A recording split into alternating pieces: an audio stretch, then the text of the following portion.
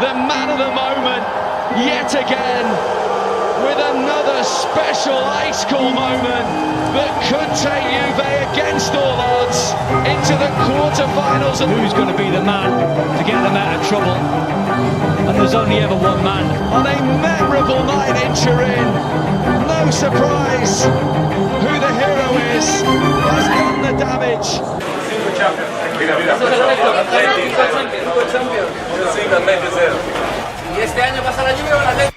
March 12, 2019. Cristiano Ronaldo recreates Diego Simeone's cojones celebration in front of the Spanish fans after scoring a hat-trick against Atletico Madrid. But how exactly do we get to this moment? When Juventus was drawn with Atletico for the round of 16 of the Champions League, everybody knew that this was going to be a recap of Ronaldo versus Simeone, just like the old days when Ronaldo was at Spain. Cuando juego contra un equipo, normalmente me da igual el entrenador.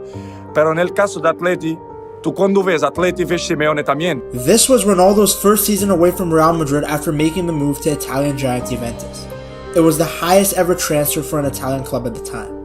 He had come in with the expectations of helping Juventus become European champions after the old lady had lost 2 Champions League finals, losing to MSN Barca in 2015 and their 2017 loss coming at the hands of Mr. Champions League himself. Como disse também, nos últimos 4 anos fui a 2 finais de Champions, por isso eu acho que é passo à frente na minha carreira, conquistar coisas juntos e a Juventus me meter num patamar ainda maior e eu também ajudar a meter a Juventus ainda num patamar superior. But just when Ronaldo wanted to prove to himself and the world that he is still a top player even without Real Madrid, as he was about to settle in the Italian league with the new players and system, guess who's back? Simeone's army, one of the prime nemesis of Ronaldo back in La Liga. Most opposing teams are used to the feeling of dread when lining up across from Cristiano Ronaldo in the Champions League, and they have every reason to. The Portuguese superstar is the all-time leading scorer in Champions League history to go along with his 5 Champions League titles and 5 Ballon d'Or trophies. But dread may not come even close to describing what Atletico Madrid fans must feel. When Ronaldo was at Real Madrid, he absolutely tormented Atletico. He had 22 goals in 33 career games against them, 3 hat-tricks against them. Atletico's golden generation was literally ruined by Ronaldo. They lost to him in the 2014 Champions League final where Ronaldo got a goal and assist against them. Him scoring the penalty and taking his shirt off was the last nail in the coffin for that match. It was the last thing the Atletico fans saw before having to walk up to the podium to receive their silver medal. In 2015, Real Madrid beat Atletico again in the Champions League, this time in the quarterfinals, with Ronaldo assisting the winner. Only 1 goal from Chicharito as Real Madrid defeated their city rivals once again. He didn't score or assist against them in the 2016 final as the game went to extra time and then to penalties, but guess who took the winning penalty? Then in 2017, he dropped a hat-trick on them in the first leg, winning 3-0. Not to mention that in the league, he had 12 goals and 5 assists against them in 16 appearances. Atletico Madrid was a phenomenal team with a brilliant coach in Simeone and plenty of talented players like Griezmann, Godin, and Oblak, but they just could not get past Cristiano Ronaldo. Before the match against Atletico, Juventus had done well in the group stages, topping the group with 12 points. Even though it was going to be Ronaldo versus Atletico Madrid, Ronaldo and Juventus was not the same as before. The beginning for him hadn't been the best. Ronaldo was sent off in the 29th minute against Valencia, suspending him for the game against Young Boys. He came back for the match against his former club Manchester United, but no goals or assists. Despite his slow start though, Juventus still had 3 wins in 3 games. As Ronaldo adjusted to his new life in Italy, his form began to pick up again. He scored against United, then picked up an assist against Valencia and Young Boys in the Champions League. In Serie A, he was practically scoring every game. He had 11 goals in 12 appearances from October to the end of December. He was beginning to get into form at the perfect time, and now Juventus was going to go up against one of Ronaldo's biggest victims, Atletico Madrid. But Atletico Madrid felt this was their opportunity. ¿Tuviste ese aroma que cambia la cosa? After all, Ronaldo was no longer with Real Madrid. Having Mr. Champions League be on the team that is considered the kings of the competition was an unfair combo. There was hope among Atletico Madrid fans that, while talented, Juventus had some weaknesses. After all, they had lost to United and Young Boys in the group stages. Ronaldo was also older. He only had 1 goal going into that match, and he no longer had the likes of Modric, Kroos, and Bale around him. Going into that first leg at the Metropolitano Stadium, you could feel the buzz in the atmosphere. For Juventus fans, this was Ronaldo's opportunity to show that the 100 mil transfer fee was worth it. For Atletico fans, this was a chance at redemption.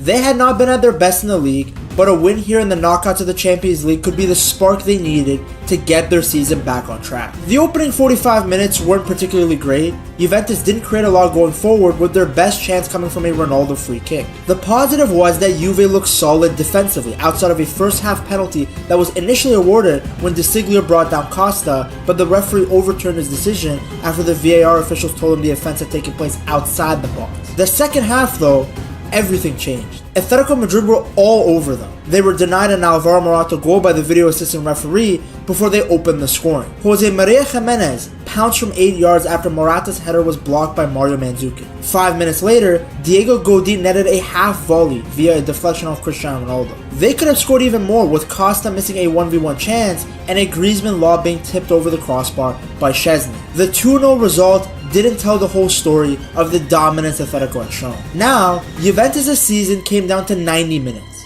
One game, one chance to redeem their entire season. Ronaldo was supposed to be the final piece in the jigsaw for Juventus, who had last won European club's greatest trophy in 1996. But now, Juventus found themselves down 2-0, with 1 foot already out of the competition. They had been dominating for over a decade in Italy. They didn't need Ronaldo for another Scudetto. They needed him for the Champions League, for nights like this. But even with him in the squad, they had come up short. At this point, even the most optimistic Juve fans barely believed. Meanwhile, Atletico Madrid fans were jumping with joy.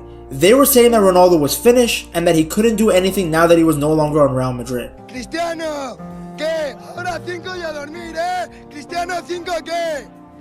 Llorar, a Turín, a llorar. Ya está, 2-0, ni manita ni nada, 2-0 y fuera. Pues adiós, vaya Italia, no vuelva. Calentito aquí, ¡ay, pa' Italia!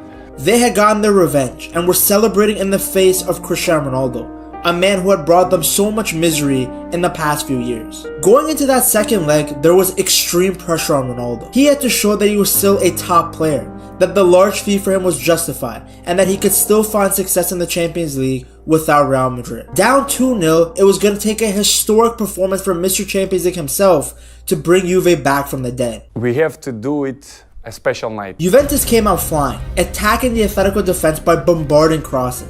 They had thought they scored early after the ball bounced around in the box and fell to Chiellini, who shot it in. The Juve crowd erupted, but the goal was disallowed as the referee felt that Ronaldo had fouled Oblak in the process. Atletico responded with a Koke shot, but it wasn't very dangerous. It was clear that Atletico was playing as defensive as possible to keep their 2-0 cushion. Then, in the 27th minute, Ronaldo struck. A wonderful cross from Bernardeschi to the back post where Cristiano jumped over Juanfran. The crowd was electric. Their deficit had been cut in half and there was still so much football left to play. Ronaldo told the crowd to keep cheering. He believed they could win, so why shouldn't they? Juventus kept attacking and attacking. They could tell that Atletico was shaking as they tried their best to defend what was now a 1-goal lead. Unfortunately, Juve couldn't add to their lead as halftime approached. 1-0 the score, but the momentum was all in Juve's favor. In the second half, it was the same story as before. Wave after wave of Juventus attacks. Joao Cancelo got the ball on the right-hand side. He whipped it across into the box, and Ronaldo rose up in the air again and headed it. Oblak clawed the ball away, but the Juve players had their hands up. They thought the ball had gone in the net, and their suspicions were right. The referee checked his watch and gave the goal. Thank you, goal line technology. Just like that, a 2-goal deficit had been reversed. Atletico brought on Vitolo and Correa in an attempt to improve their attack, but they were still struggling. Ronaldo had 2 goals and was fueled by the hate he had received. Everyone who doubted him thought he was finished. He didn't forget. Juve kept attacking, but it seemed like the game was going to go into extra time, until Bernardeschi grabbed the ball and ran into the Atletico box. Correa was chasing him and in an effort to slow him down, gave him a push. In front of the referee, there was nowhere to hide. While to many it might seem soft, it was by technical rules a penalty. There was only one man who was going to take this penalty. 2-2, the match on the line, you want your $100 million signing standing over that ball. For Atletico Madrid, it was horror. Ronaldo on penalties had been a nightmare for them. From the night in Lisbon in 2014 to the night in Milan in 2016, it had been a penalty that had broken the hearts of Atletico fans all around the world. All that joy they had felt, the pleasure from seeing Ronaldo defeated in the first leg, was now gone. All Ronaldo had to do was score this penalty to not only send Atletico Madrid home once more, but to take his tally to 25 goals in 33 matches in all competitions against Simeone's men. Ronaldo stepped up and bang, sent Oblak the wrong way as he powered it into the bottom left-hand corner. He ran into the corner to do his iconic celebration,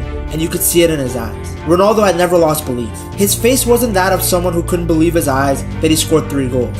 He looked like someone who knew what he can do and delivered. His 8th hat-trick in the Champions League on a night that he was so desperately needed. After his hat-trick, he celebrated with the cojones celebration in front of the Spanish fans.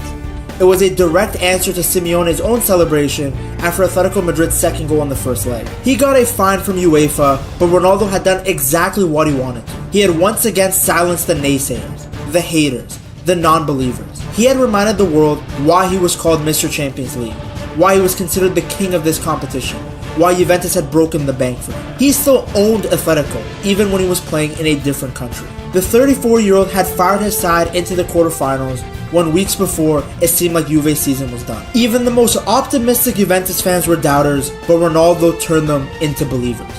That is the Ronaldo effect. If you enjoyed this video, I'm sure you're gonna love this video too. Check it out right here.